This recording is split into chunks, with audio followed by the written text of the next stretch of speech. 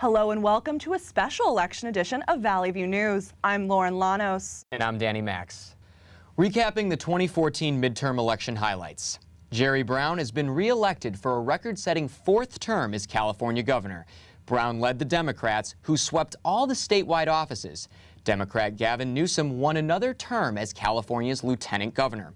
Democratic incumbent Kamala Harris has won her 2nd term as Attorney General. Controller John Chung was elected as California's new treasurer. Democrat Betty Yee has taken Chung's seat as California's controller. And the big story across the nation, Republicans have won a majority in the U.S. Senate, and they added their majority in the House of Representatives. Jerry Brown will be living in the governor's mansion for a historic 4th term. Alex Padilla and John Chung also will take California office in 2015. Valley View News reporter James Jewett says Democrats are in high spirits despite losing the Senate. Democrats came together to celebrate a well-run campaign. Despite this national setback for the left, officials are confident about California's ability to be a leader for the rest of the nation. This is a disappointing night across the country, but here in California we've proven that you can be progressive and blue and win. California prides itself in policy leadership. What we do here to, protect the environment, try to reduce climate change, shift to renewable energy, is sort of California being the example for the rest of the nation to eventually follow. Washington, D.C. unfortunately has been locked in gridlock, and they've had policies that haven't been supportive because of that gridlock.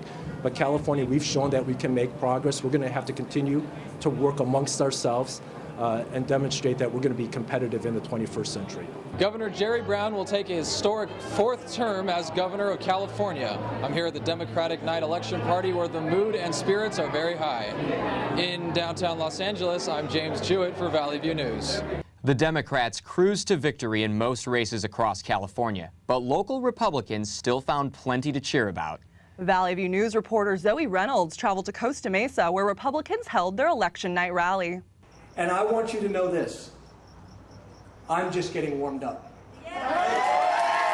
Despite a losing battle against Jerry Brown, Republican challenger Neel Kashkari and his supporters see his campaign as a success. I am so proud of the campaign that we ran and the team that we had and the job that they did. I'm proud to be associated with all of them and each of them, and I hope they would say the same to me. On election night, California Republicans gathered at the West and South Coast Plaza in Costa Mesa to watch the national race and rally in support for local Republican candidates. Republicans are confident dissatisfied voters in both California and across the nation are warming up to Republican platforms. Many younger voters voted for President Obama. They were swept up with the Obama elections of 2008 and 2012. That's really soured a great deal. And millennial voters are much less wedded to a political party or political philosophy than previous generations. Many Republicans say America's infatuation with Obama is over. I think that once in a while you see the impact of too much one-party control. There's a little arrogance. Things happen that aren't representative in government. The Republicans took an additional 7 seats in the U.S. Senate, becoming the majority. In Costa Mesa, Zoe Reynolds, Valley View News. Republicans are now the majority in the U.S. Senate, and they added to their majority in the House of Representatives. Democrats lost races in key states including Montana, South Dakota, Arkansas, West Virginia, and North Carolina. GOP senators held on in close races in Kansas and Georgia, ensuring Republican control of the U.S. Senate. Mitch McConnell is now the majority leader in the Republican-controlled House. The GOP now has 246 seats. That makes it the largest majority any party has held since World War II. 39% of the California voters in this midterm election cast their ballots through the mail. But those who still wanted to vote in person made it to their local polls. Valley View News reporters Courtney Faust and Laura Camello talked to voters outside polling places in the San Fernando Valley. People have cast their votes that will shape the upcoming term. Both parties admitted the outcome of the race was hard to predict. Propositions are a concern for voters. Nicole Armstrong says she is concerned about Proposition 1. I think it's disguised as, a drought preventative proposition, which is great, but a lot of the things that were written in it are more of like jobs creation and what raised some red flags to me for all the people behind it who are, throwing $13 million into voting yes on it. So it really makes me wonder what's in it for them. Republicans anticipated victory and only needed 6 seats to gain control of the Senate. But Democrats were hoping to somehow block a Republican takeover. Gina Nguyen thinks Proposition 1 is important when it comes to accessing water. Especially since, we're trying to have less bottled water around, that we should be able to just, put your cup under the sink and drink tap water. The results of this election are likely to affect President Obama's last 2 years in office. He's going to face both a Senate and a House with more Republicans. Valley View reporter Laura Camello has more on voter turnout in the East Valley.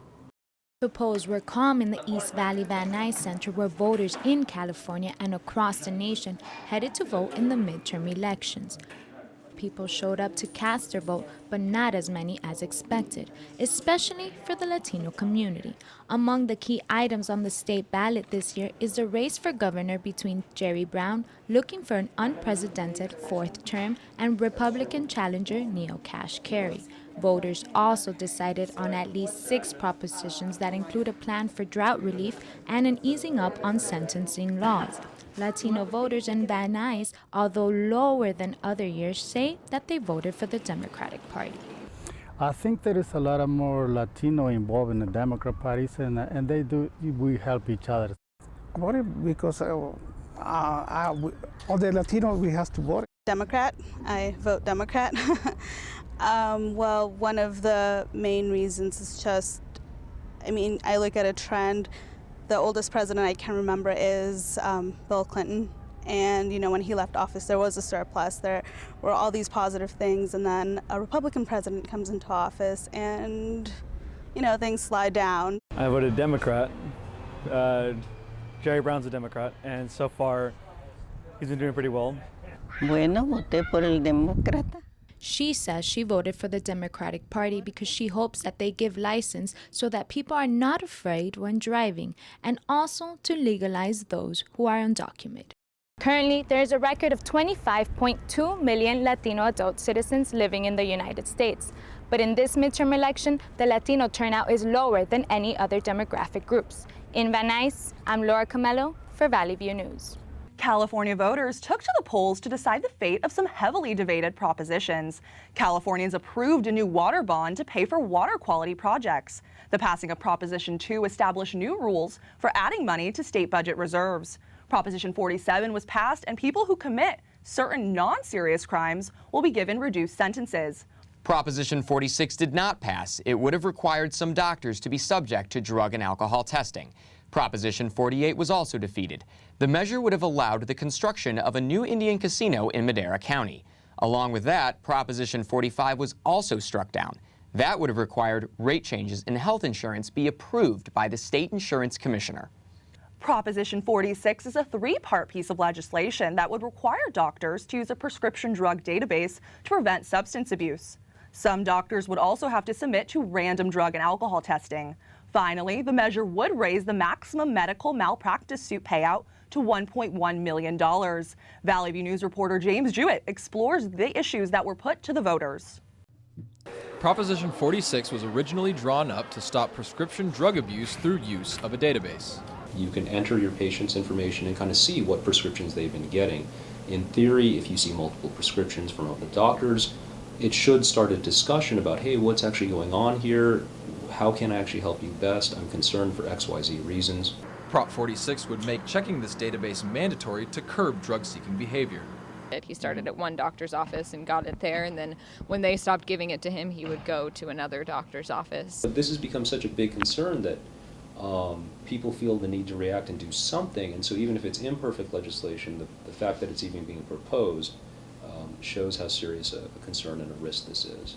Prop 46 supporters say the legislation has good intentions, but some are concerned about unforeseen consequences, specifically the proposed changes to medical malpractice lawsuit payouts. As I read the initiative, I didn't see that there would be a cap placed on the payouts with respect to what the attorneys would receive if there were cases. In a medical malpractice bodily injury case, you can do contingency agreements. And my understanding is that their take is anywhere between 20 and 40%. Currently, that's 20 to 40% of $250,000. I think that's way too low, given the amount of how high medical bills are, and this might be a bar, as I said previously, for certain clients and attorneys to even actually go after what rightfully could be a legitimate claim. Prop 46 would raise the maximum payout to $1.1 million. The proposed legislation would also require that doctors submit to random drug and alcohol testing. Dr. Cole raises some important questions concerning the proposed testing procedures. Who's going to do the testing? Who's going to pay for this? How much is this going to cost the average taxpayer? Los Angeles Times says that proponents for the bill have spent close to $9 million in support. Opposition to the bill has come closer to $57 million. In Northridge, California, I'm James Jewett for Valley View News.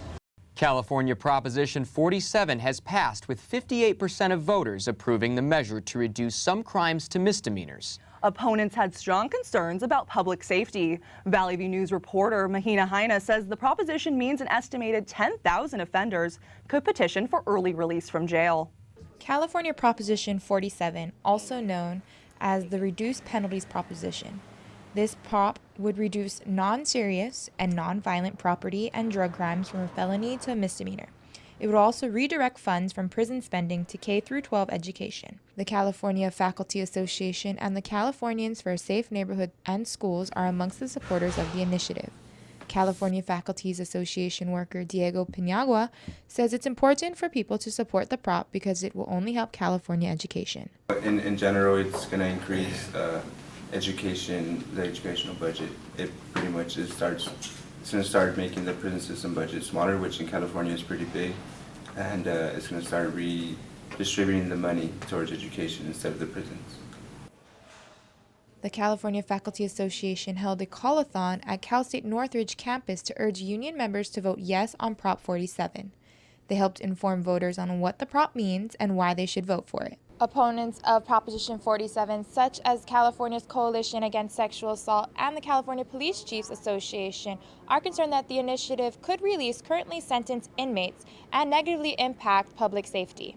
California's U.S. Senator Dianne Feinstein says Prop 47 would reclassify a wide range of crimes from a felony to a misdemeanor.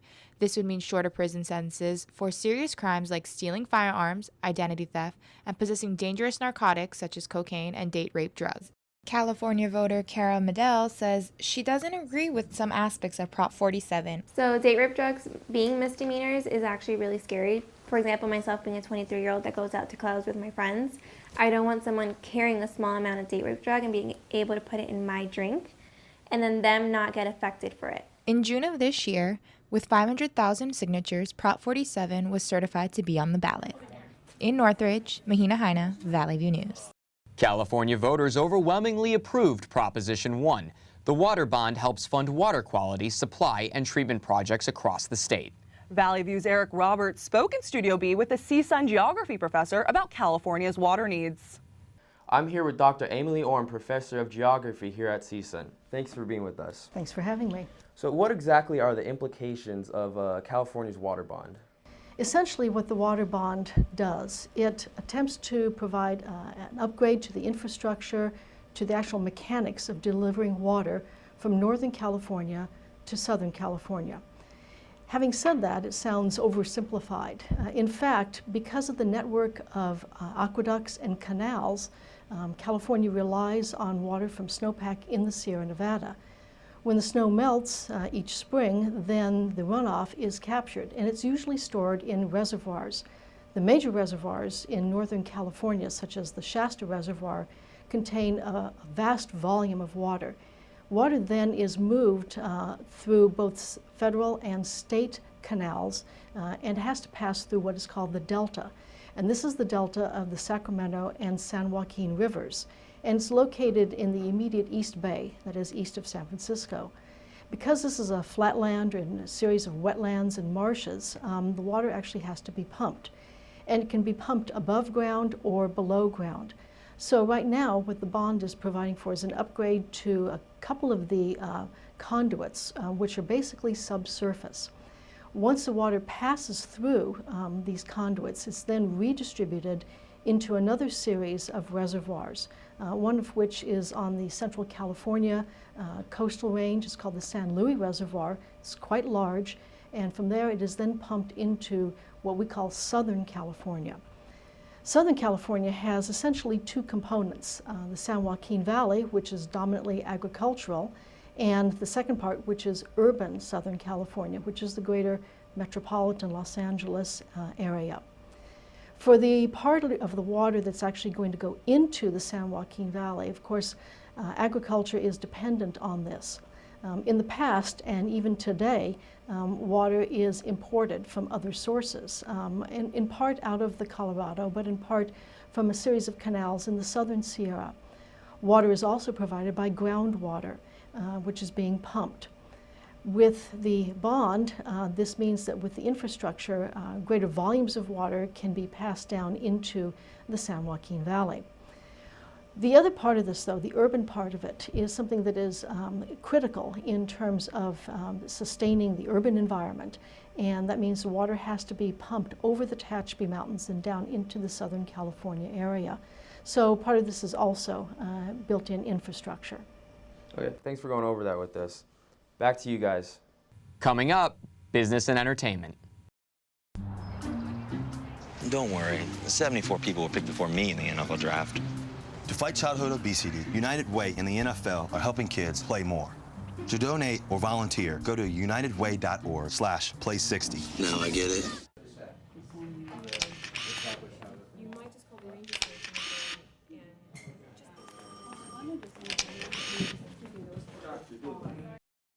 Fans are excited as Marvel Comics releases dates for their next 9 movies. And after the crash of Spaceship Two, Virgin founder Richard Branson continues his plan to take a trip to space. Let's go to Zoe Reynolds with more of the entertainment and business news. Zoe? Thanks, Lauren.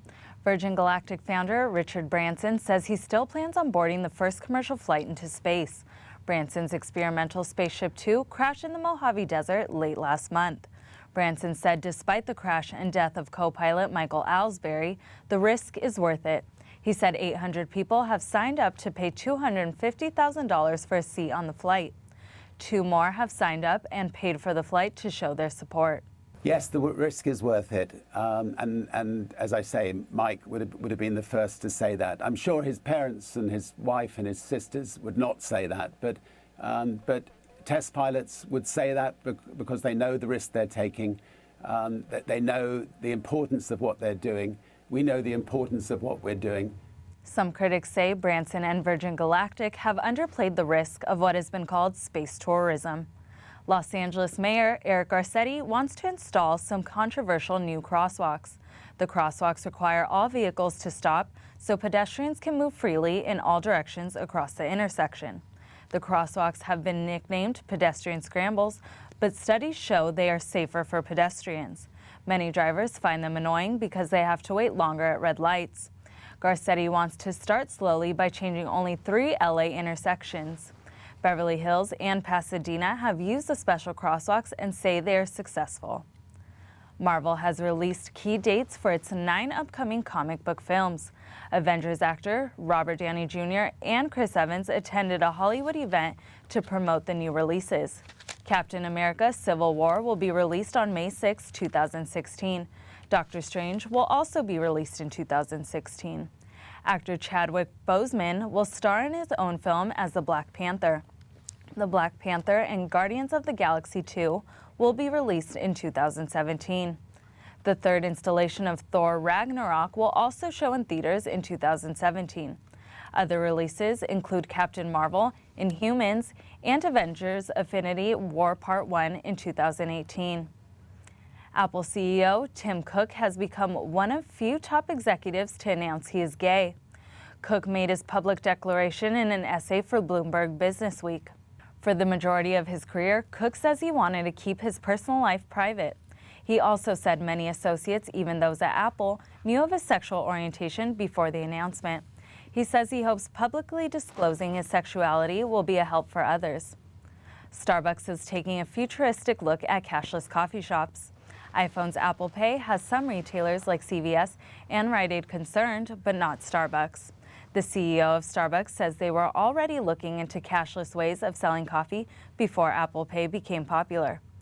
CEO Howard Schultz says they already have more than 7 million transactions per week on the Starbucks cashless mobile app. The U.S. lags behind many other developed countries when it comes to internet speeds. A new report by the Open Technology Institute looked at the speeds of internet in dozens of cities around the world. Seoul, South Korea has the fastest internet at 1,000 megabits per second. The average U.S. connection speed is 9.8 megabits per second. Google plans on exploring high-speed networks, but it will be a long time before they are available to Americans. You know what's moving fast? Taylor Swift's new album. Her album 1989 is in no trouble. The country singer turned pop star released her album last week. Industry forecasters say her album could sell over 1.3 million copies in its first week. Nielsen SoundScan says the album 1989 may set a record for one-week sales by a woman. On Monday, the Shake It Off singer wrote on her Twitter, "So yeah, hashtag the 1989 World Tour is happening." Swift will be performing at Staples Center next summer. T-Swift must be happy her album is doing great. But that's it for business and entertainment. Now back to you. Thanks, Zoe. Coming up next in sports, the NBA season is underway, and there are already a couple of injuries to report. Plus, find out which teams have already started off their season well. And a college basketball player gets to play in a very special game thanks to some help from her coaches and the NCAA. The odds of this boy achieving his dream in fashion? 1 in 23 million. The odds of having a child diagnosed with autism? 1 in 68. I am Tommy Hilfiger. Learn more at autismspeaks.org/signs. Now, before we get back to the news on what Kobe said, let's check out what's going on in the NBA. Lauren Bennett, if you had to pick one team right now that's going to go all the way this year, who do you got? I think it'd be the San Antonio Spurs, to be honest. I mean, they could go another year with winning the championship. But first, in NBA, the past season has just kicked off and there's been plenty of drama already. LeBron James made his big return to Cleveland, but his homecoming was dinged by the New York Knicks. They upset the Cavaliers in their season opener. Derrick Rose sprained both of his ankles, which forced him out of the lineup for the Bulls game against the Timberwolves. Chris Bosh led the Miami Heat to a 3-0 record through the team's first week of play. Miami is the East's last unbeaten team. In the Western Conference, the Golden State Warriors, Memphis Grizzlies, and Houston Rockets all went a perfect 3-0 through the first week of the season. In local basketball, the Lakers and Clippers look like the two teams headed in opposite directions. The Lakers went 0-4 to open the season despite Kobe Bryant's big return to the lineup. The Clippers opened the season with wins over the Lakers and Oklahoma City Thunder on their way to a 2-1 record to start the season. The Los Angeles Lakers are still searching for their first win of the season. Kobe Bryant told Yahoo Sports that he would not consider going to another team just because of a slow start. Bryant says he would never do that because he is extremely loyal to the Lakers. In 2007, he says he did ask for a trade when the Lakers' front office did not make moves to improve the franchise. Bryant says that it is not the case now and that he stands with his team through good and bad times.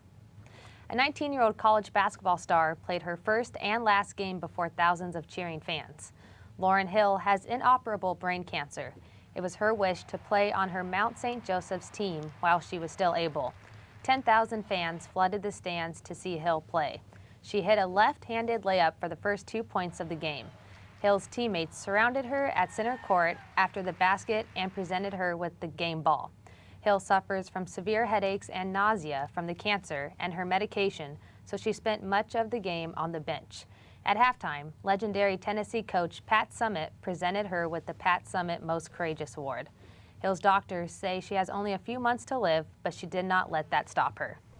The NCAA football rankings say Mississippi State is number 1 and Florida State number 2. It's the second week in a row they've topped the rankings. Both have 8-0 records. Auburn is in third, a jump from fourth last week. Alabama dropped from third to fourth with a 7-1 record. Oregon stayed in fifth. TCU had the biggest jump from 10th to 6th this week. Notre Dame dropped from 6th to 8th with a 7-1 record. Let's talk NFL football. The Arizona Cardinals extended their record to 7-1 with a decisive victory in Dallas. Carson Palmer threw for 249 yards with 3 touchdown passes. The Cardinals remain #1 in the NFC West. Big Ben did big things at Heinz Field. Roethlisberger threw for 340 yards and 6 TDs to set an NFL record for touchdown passes in consecutive games. Minnesota spoiled RG3's return. The young Vikings quarterback Teddy Bridgewater led the team to a 29-26 victory.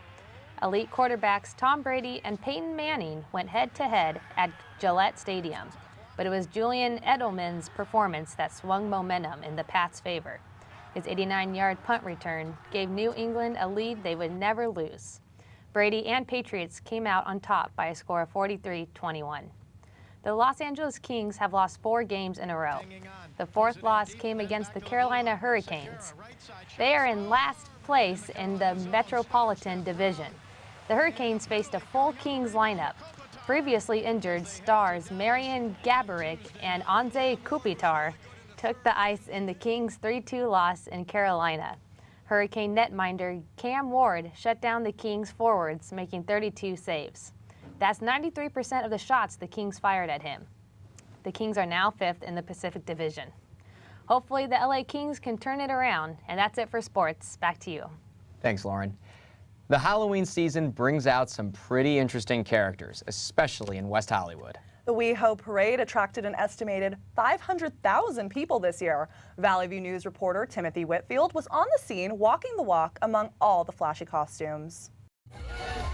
Santa Monica Boulevard is just another street in West Hollywood, but that all changes on October 31st. Thousands of people with and without costumes are drawn here for the Halloween festivities. This Halloween parade showcases several attractions. Outside of the many elaborate costume, the parade has several stages for concert entertainment.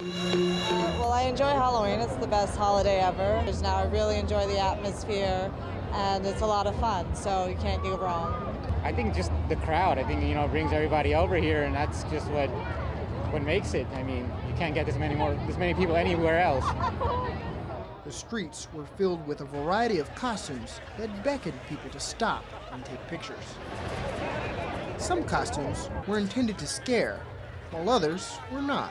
Are you planning to scare anybody with this costume, or is this just something interesting that you like? Scared? No, probably not. It's not really gory or scary at all. Mother Nature attempted to cut the parade short as the pouring rains drenched the streets. The people were unaffected and still paraded down the street as if the rains had never started. Others managed to take shelter when the rain became too intense. I weathered the storms too in my own costume as Frankenstein's torso. Many have begun to cheer because it started raining here at the parade in West Hollywood. But that hasn't stopped the people from flaunting their costumes and celebrating the holiday. I'm Timothy Whitfield, Valley View News, West Hollywood. Thank you for joining us for this special edition of Valley View News. I'm Danny Max. And I'm Lauren Llanos. Have a great day.